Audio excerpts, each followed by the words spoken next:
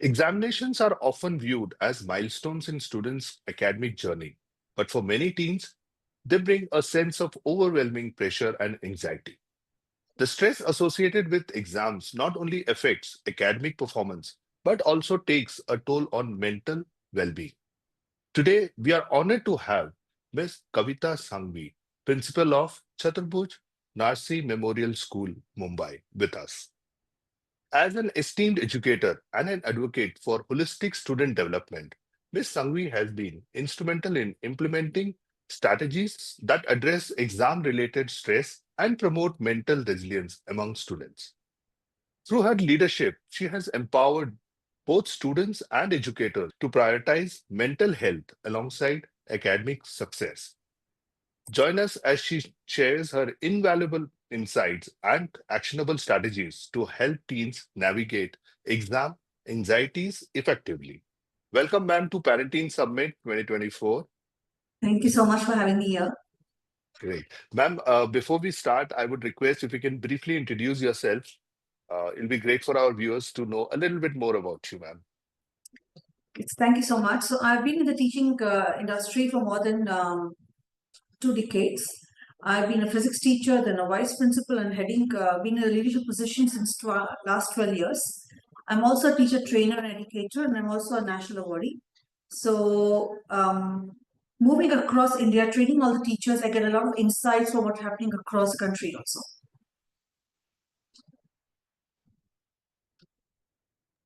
That's wonderful, ma'am. Great. So we will start with our questions and start with the session. So exam anxiety is a universal concern, right? In your experience, what are the primary factors that contribute to this stress among teens?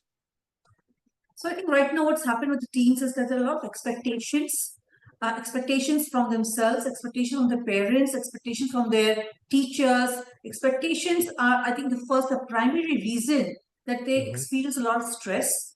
Also, there's a Right. lot of peer pressure because if my friend is doing very, very well and I'm not doing very well, then I'm not going to be accepted into the group.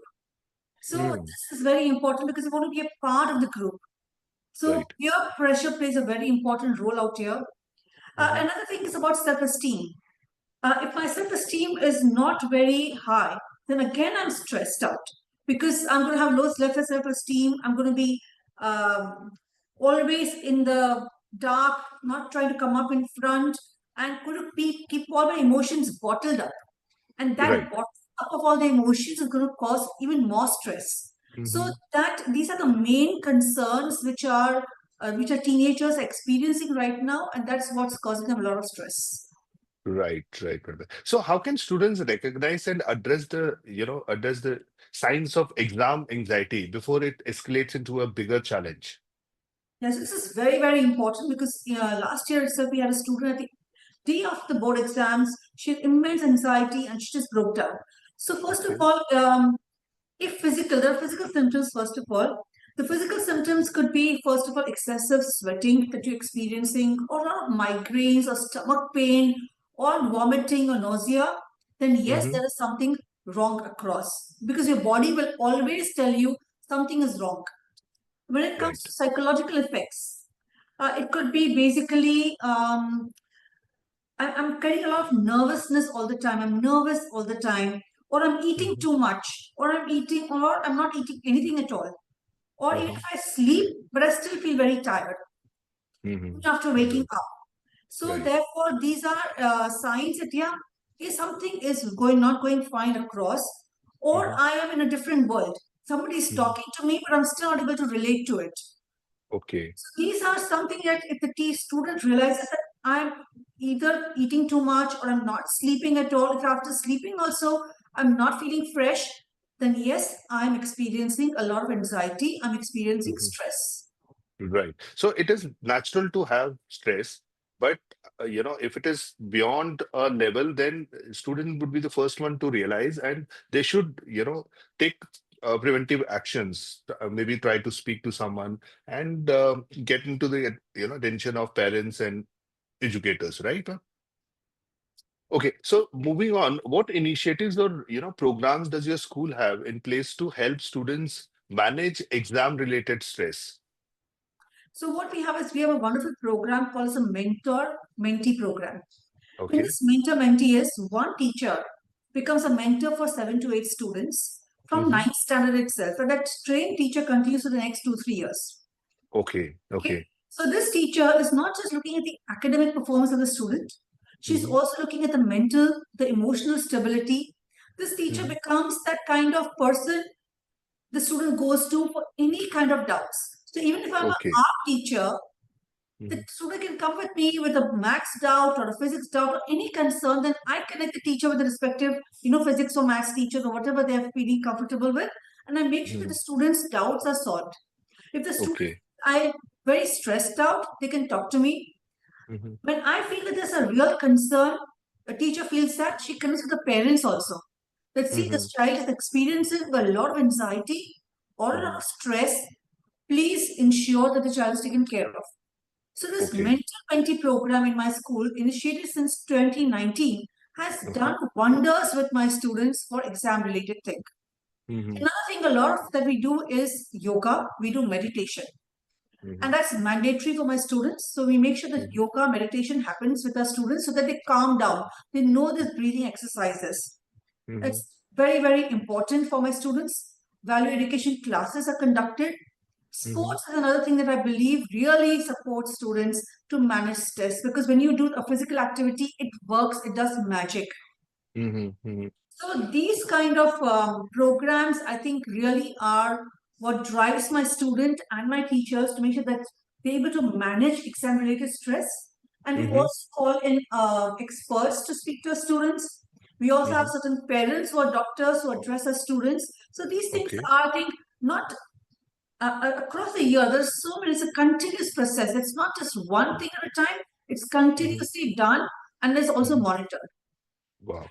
Ma'am, this mentor-mentee program which you mentioned, it's a wonderful initiative, I guess, because you have a go-to person at school, right? And starting from ninth, it's like, they get comfortable with the idea and having a mentor whom they can approach at any given point in time. That's a very beautiful initiative you have. So, ma'am, my next question would be, how would teachers and counselors play a role in providing emotional support during high pressure exam, periods. So, what we have noticed across is most important is every teacher, every counselor, Hmm. there is no judging. Every Hmm. child is unique. Every Unique. child has a strength. Every child has a weakness. So, the minute you start judging or you start labeling, that's where the problems come in. So, we have Right. trained our teachers for that. Another thing that we've done is that, as I said, the mentor-mentee programs, we have also a WhatsApp group for this particular mentor. So if Hmm. there's any concern, they can put it across, they can put their doubts across in the mentors. So WhatsApp group, we've used technology here. We've used the Hmm. MS Teams that our students are logged on to. There also, any parent or any student gets across, feels that they want to talk, they can send a message across. Um, we also have regular trainings or regular sessions with our parents and our students. We also are every week, every Monday between 11:30 to 12:30, any parent can walk in and have a meeting with the teacher. So that is another support where we offer the parents also to how to support their child. So that open door. Plus with me between 2 to 3 from Monday to Friday, any parent can walk in and talk to me. So these high pressure time when you have these doors open, I think most important is communication. When you keep the doors of communication open, a lot of things get resolved out there. So it's not just about offering services, but it's offering yourself, your physical, your mental, your emotional support, that I am there for you. That's very important. And I think that's really what's working across for us. Right. That's again a beautiful initiative you have. Ma'am, what advice would you give to parents for creating a stress-free study environment at home? Now, this is really important because mostly when there's a study, 10 star student come to 10th standard, it's the parents who gets very stressed out. They feel it's their exams. So I would first tell the parents, it's not your exam. Okay, you are here just to offer that support. And most important is, do not put your child into so many tuitions. The child goes to school, the child goes to tuitions. Where is the child for the self-learning? And then you believe that because I put the child into tuition, the child is learning. No, the child is not learning. Okay? The child learns when you give the child that time to reflect on their learning. What have they learned? So it may be that time that you spend with the child is very, very important. And when you spend time with the child, no screaming, no shouting, you understand where the child is lacking. Then you connect the child to the teacher and say, find out from your teacher how to resolve these doubts. And then come back next day and try a few more sums. So most important is giving your physical presence during that time really, really helps to not put in a lot of tuitions. Accept your child's potential. If you are asking a child who's got around 60% to get a 90%, how fair is that? Can you do it? If you cannot do it, why are you expecting the child to do it? And every child is unique. Someone who's good in sports may not get that 90%. So it's okay. So if he's got the 60%, can he go to 65%? So please see the potential of the child and then push the child. And creating a particular timetable is very important. So giving a structure to your practice is most important.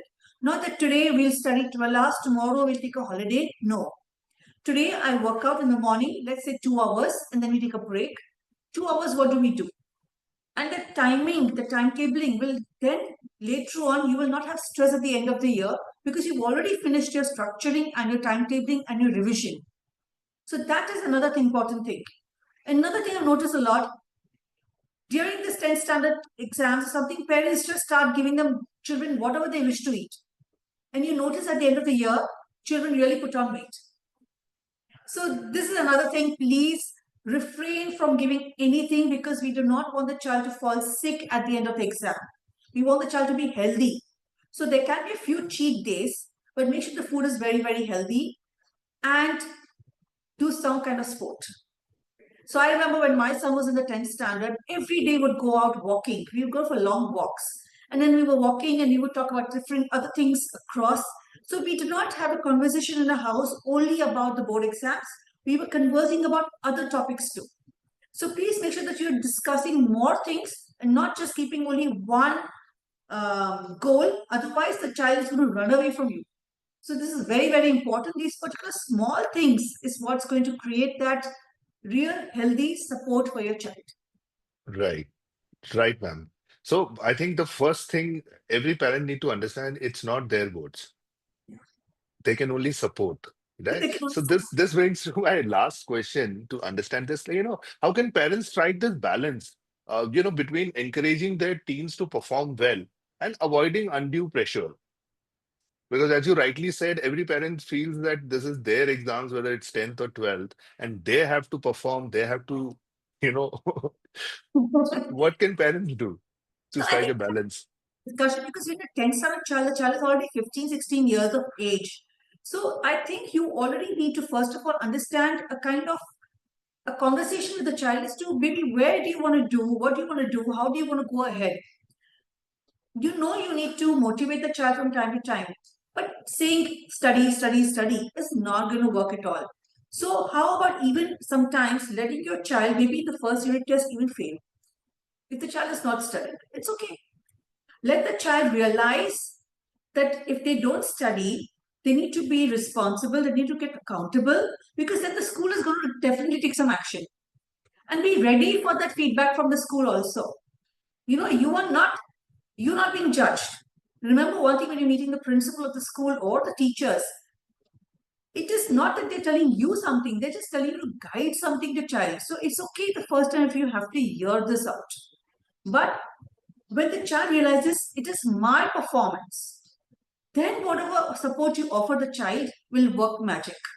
So this balance has to be very important that if I am talking, say, once a week to my child about academics, the other times I'm talking something different else. Maybe take some nice inspiring stories, not just related to academics, but say even the sports or any kind of thing.